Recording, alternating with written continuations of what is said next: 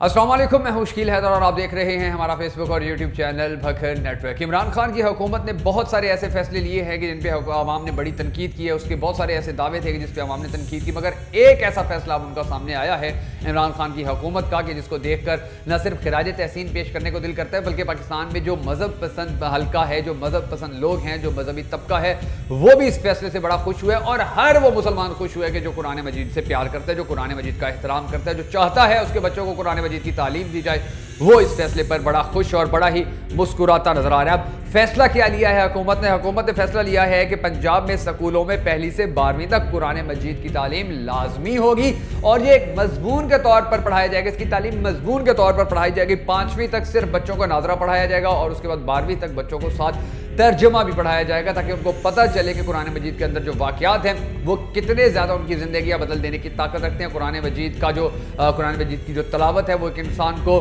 روحانی طور پر کتنی بلندیاں دے سکتی ہے، اور یہ ایک ایسا فیصلہ ہے کہ جو یقین جانیے کہ آنے والے وقت میں پاکستان کی نوجوان نسل کا جو مائنڈ سیٹ ہے، جو آئیڈیالوجی ہے، وہ تبدیل کر دینے کی طاقت رکھتا ہے۔ پاکستان کے نوجوان جو فضولیات میں مصروف ہیں وہ اس فضولیات سے ہٹ کر ایک ایسے راستے پر چلیں گے کہ جو نہ صرف ان کے لیے دنیا و آخرت میں کامیابی کا باعث بنے گا بلکہ پاکستان کی مضبوطی میں بھی بڑا اہم کردار ادا کرے گا۔ اگر آپ بھی